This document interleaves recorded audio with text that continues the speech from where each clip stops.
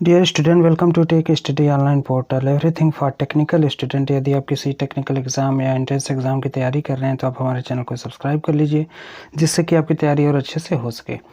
आज का जो वीडियो है हमारा निम्मी पैटर्न सेकेंड ईयर थ्योरी पर आधारित पार्ट 6 का वीडियो है। अभी तक पार्ट 5 वीडियो अपलोड कर दिया गया है। अगर अभी तक आपने उस वीडियो को नहीं देखा तो हमारे प्लेलिस्ट में जाकर उस वीडियो को देखें, जिससे कि आपका आने वाला सेकेंड ईयर का पेपर अच्छा हो। तो आइए शुरू किया जाए। 20 MCQ question series of Nimmi question bank for second year, ये द्वितीय वर्ष वाले छात्रों के लिए है। पहला क्वेश्चन देखिए, कह रहा है कि चरणबद्ध वोल्टेज स्टेबलाइजर में कौन सा विद्युत उपकरण वोल्टेज को सक्रिय कर रहा है। ऑप्शन ए है ऑटोस्टेट, ऑप्शन बी है आउटपुट ट्रांसफार्मर, ऑप्शन सी है ओवर वोल्टेज रिले और ऑप्शन डी है अंडर वोल्टेज रिले। तो जो इसका सही आंसर होगा वह ऑप्शन ए होगा, ऑटोस्टेट। नेक्स्ट क्वेश्चन देखिए, एक डिस्चार्ज सेल का आंतरिक प्रतिरोध में क्या प्रभाव होता है। ऑप्शन ए है अधिक, ऑप्शन बी है कम, ऑप्शन सी शून्य हो जाता है और ऑप्शन डी समान रहता है। तो जो डिस्चार्ज सेल होता है उसका जो आंतरिक प्रतिरोध होता है वह अधिक हो जाता है, इसलिए उससे करंट फ्लो नहीं होती है। नेक्स्ट क्वेश्चन देखिए, वोल्टेज और एम्पीयर प्रति घंटा की गणना करें यदि समांतर में जुड़े 4 सेल 1.5 वोल्ट और 8 एम्पीयर घंटा के रूप में रेट किए गए हैं। तो देखिए, जब सेलों का हम संयोजन करते हैं तो 3 प्रकार से कर सकते हैं, श्रेणी क्रम, समांतर क्रम और तीसरा होता है मिश्रित क्रम। आवश्यकता अनुसार हम सेलों को श्रेणी में भी जोड़ सकते हैं, समांतर में भी जोड़ सकते हैं और मिश्रित क्रम में भी जोड़ सकते हैं। श्रेणी में तब जोड़ा जाता है जब हमें अधिक करंट की आवश्यकता, अधिक वोल्टेज की आवश्यकता होती है। श्रेणी में वोल्टेज को बढ़ाने के लिए सेलों को जोड़ते हैं, समांतर में करंट को बढ़ाने के लिए वोल्टेज को जोड़ते हैं। तो यहाँ पे देखिए, सवाल हमारा जो दिया है, कह रहा है कि वोल्टेज और एम्पीयर प्रति घंटा की गणना करें यदि समांतर में जुड़े 4 सेल 1.5 वोल्ट और 8 एम्पीयर घंटा के रूप में रेट किए गए हैं। तो अगर समांतर में जुड़े हैं तो उसमें क्या होगा, समांतर में करंट तो वही होगा, करंट का मान बढ़ेगा, वोल्टेज का मान वही रहेगा। तो देखिए, समांतर जैसे प्रतिरोधों को आप समांतर क्रम में जोड़ते हैं तो सबके सिरे पे ड्रॉप क्या होता है, समान होता है और करंट मान भिन्न भिन्न होता है। तो यहाँ पे देखिए, कह रहा है कि समांतर में जुड़े 4 सेल हैं तो वोल्टेज जो होगा सबका, तो वोल्टेज वही होगा 1.5 वोल्ट। ठीक है, वोल्टेज जो होगा 1.5 वोल्ट, 4 सेल हैं तो जो करंट होगा वह क्या होगा, 8 + 8 + 8 यानी 32 एम्पियर का करंट हो जाएगा और जो वोल्टेज होगा वह 1.5 वोल्ट होगा, क्योंकि समांतर में वोल्टेज वही रहेगा, करंट बढ़ जाता है। तो जो इसका ऑप्शन डी सही आंसर होगा। नेक्स्ट क्वेश्चन देखिए, कह रहा है कि स्वचालित स्टेप्ड वोल्टेज स्टेबलाइजर का अनुप्रयोग कौन सा है। अर्थात कहने का मतलब ये है कि स्वचालित स्टेप्ड वोल्टेज स्टेबलाइजर का प्रयोग कहाँ से करते हैं। ऑप्शन ए है गीज़र, ऑप्शन बी है ग्राइंडर, ऑप्शन सी है टीवी रिसीवर और ऑप्शन डी है एयर कंडीशनर। तो स्वचालित वोल्टेज स्टेबलाइजर का प्रयोग टीवी रिसीवर में करते हैं। नेक्स्ट क्वेश्चन देखिए, कह रहा है कि इन्वर्टर का कार्य कौन सा है, इन्वर्टर किस पर्पज से उपयोग किया जाता है उसके बारे में पूछ रहा है। तो ऑप्शन ए है एसी वोल्टेज को डीसी वोल्टेज में परिवर्तित करना, ऑप्शन बी है डीसी वोल्टेज को एसी वोल्टेज में परिवर्तित करना, ऑप्शन सी है डीसी वोल्टेज को उच्च डीसी वोल्टेज में परिवर्तित करना और ऑप्शन डी है एसी वोल्टेज को उच्च एसी वोल्टेज में परिवर्तित करना। तो जो इसका सही आंसर होगा वह डीसी वोल्टेज को एसी वोल्टेज में परिवर्तित करने के लिए इन्वर्टर का प्रयोग करते हैं। आगे देखिए, इन्वर्टर में आउटपुट ट्रांसफार्मर का उद्देश्य क्या है। अर्थात कहने का तात्पर्य है कि जो इन्वर्टर में हम आउटपुट ट्रांसफार्मर यूज़ करते हैं वो किस कारण से यूज़ करते हैं। ऑप्शन ए है इनपुट एसी को स्टेप अप, ऑप्शन बी है इनपुट एसी को step down, option C amplifier से एसी स्टेप अप करें और ऑप्शन डी है एम्पलीफायर से एसी स्टेप डाउन करें। तो यहाँ पे जो सटीक आंसर होगा वह होगा एम्पलीफायर से एसी स्टेप अप करें। नेक्स्ट क्वेश्चन देखिए, कह रहा है कि स्वचालित वोल्टेज स्टेबलाइजर में किस प्रकार के आउटपुट ट्रांसफार्मर का उपयोग किया जाता है।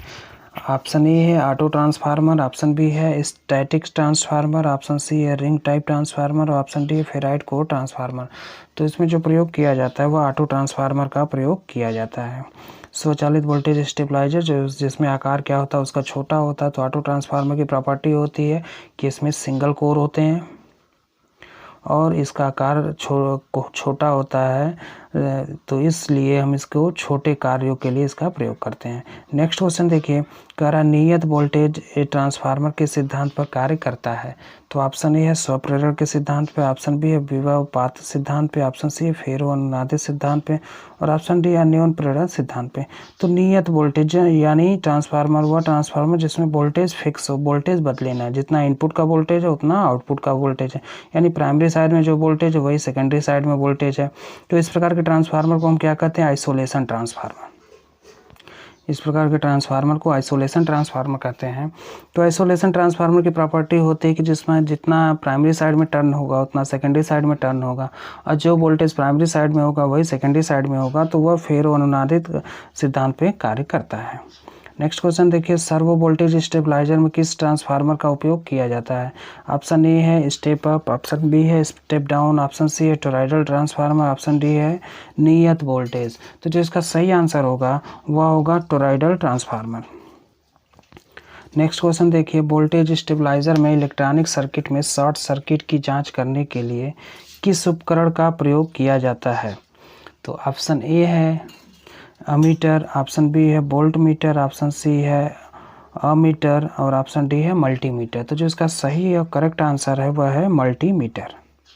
नेक्स्ट क्वेश्चन देखिए, कह रहा है कि एक साधारण इन्वर्टर में महत्वपूर्ण चरण क्या है? ऑप्शन ए है दोलक और द्विष्टकारी, ऑप्शन बी है दोलक और एम्पलीफायर, ऑप्शन सी एम्पलीफायर और ट्रांसफार्मर निर्गत चरण, और ऑप्शन डी है आपका दोलक एम्पलीफायर, दोलक है, ठीक है, दोलक एम्पलीफायर ट्रांसफार्मर उत्पादन चरण। तो जो इसका सही आंसर होगा वह होगा डी, दोलक एम्पलीफायर और ट्रांसफार्मर उत्पादन चरण। नेक्स्ट क्वेश्चन देखिए, वर्ग तरंग इन्वर्टर का उपयोग कहाँ किया जाता है? यानी कह सकते हैं स्क्वायर वेव इन्वर्टर का उपयोग कहाँ किया जाता है? ऑप्शन ए है कंप्यूटर, ऑप्शन बी है टीवी रिसीवर, ऑप्शन सी है डीवीडी प्लेयर, और ऑप्शन डी है सामान्य प्रकाश व्यवस्था। तो इस प्रकार के जो हमारे होते हैं, जो इन्वर्टर होते हैं, जो स्क्वायर वेव इन्वर्टर होता है उसका प्रयोग हम लोग सामान्य प्रकाश व्यवस्था में करते हैं। नेक्स्ट क्वेश्चन देखिए, यूपीएस का बैकअप समय कैसे बढ़ाया जा सकता है? यूपीएस यानी यूपीएस का पूरा नाम क्या है? Uninterruptible power supply.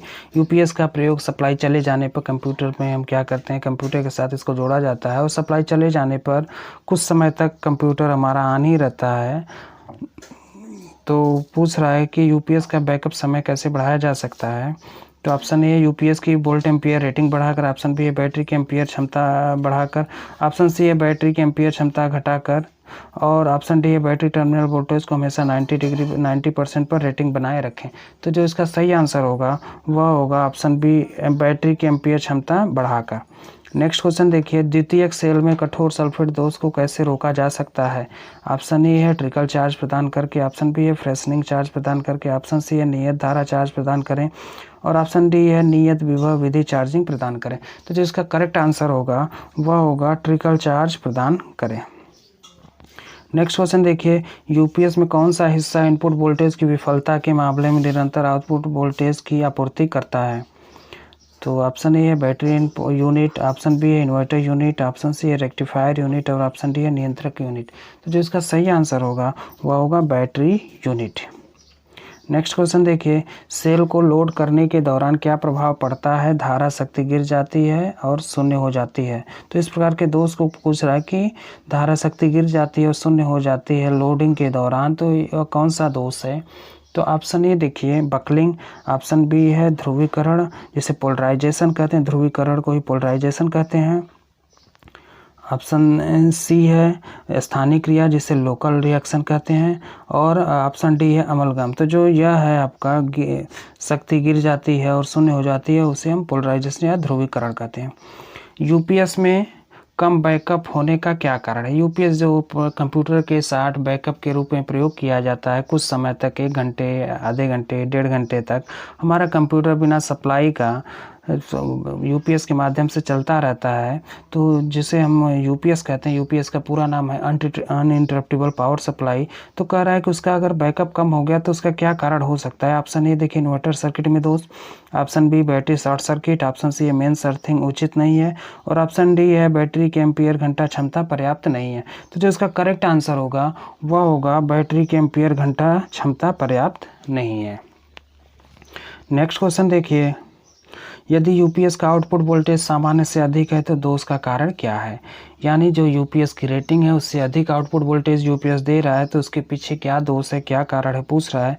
तो ऑप्शन ए है battery short circuit, option B है दोषपूर्ण फीडबैक, ऑप्शन सी है इनपुट वोल्टेज बहुत अधिक, ऑप्शन डी है रिले पॉइंट एक साथ जुड़े होते हैं। तो जो इसका सही आंसर होगा या ऑप्शन बी होगा दोषपूर्ण फीडबैक। फीडबैक क्या होता है, जैसे मान लो यह कोई सिस्टम है, इसको हम इनपुट दे रहे हैं, ठीक है, और आउटपुट हमें मिल रहा है। तो यह जो फीडबैक सिस्टम है, यह मान लीजिए यह कोई सिस्टम है। अब फीडबैक का मतलब क्या होता है कि आउटपुट का ही कुछ भाग हम इनपुट में निरंतर देते रहते हैं।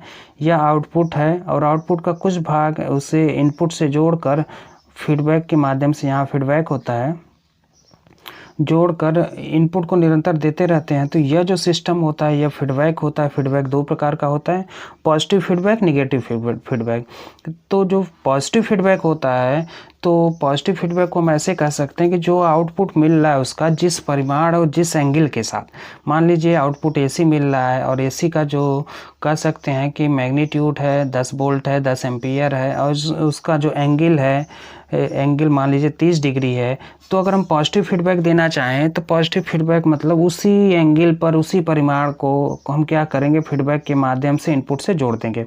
लेकिन अगर निगेटिव फीडबैक है तो निगेटिव फीडबैक करने का मतलब ये परिमाण तो वही होगा, लेकिन जो उसका एंगल होगा, angle 180 degree out of phase होगा। अगर मान लीजिए 30 डिग्री है तो 30 डिग्री में 180 जोड़ देंगे, कितना हो जाएगा, -210 डिग्री। तो जो हम फीडबैक करेंगे इनपुट में परिमाण वही होगा, लेकिन जो एंगल होगा वो -210 डिग्री के बराबर होगा। नेक्स्ट क्वेश्चन देखिए, यूपीएस को पूरे लोड के साथ ट्रिप करने का कारण क्या है। ऑप्शन ए मुख्य आपूर्ति विफलता, ऑप्शन बी है गलत ओवरलोडिंग सेटिंग, ऑप्शन सी है बैटरी चार्जर इनपुट फ्यूज उड़ गया है, ऑप्शन डी है बैटरी टर्मिनल ढीला कनेक्शन। तो जो इसका करेक्ट आंसर होगा गलत ओवरलोड सेटिंग। लास्ट क्वेश्चन देखिए, बिजली उत्पादन के लिए भारत में कौन सा ईंधन प्रचुर मात्रा में उपलब्ध है। तो ऑप्शन ए है कोयला, ऑप्शन बी है डीजल, ऑप्शन सी है गैस का तेल और ऑप्शन डी है पेट्रोल। तो जो भारत में प्रचुर मात्रा में उपलब्धता है वह कोयले की है। तो यह हो गया 20 most important question from Nimmi question bank series part 7। इसके बाद का वीडियो आपको नेक्स्ट वीडियो में प्रोवाइड कराया जाएगा। उम्मीद है कि आपको यह वीडियो पसंद आई होगी। हमारे वीडियो को लाइक करें, हमारे चैनल को अभी तक आपने सब्सक्राइब नहीं किया तो सब्सक्राइब कर लें तथा बेल आइकन दबाना ना भूलें।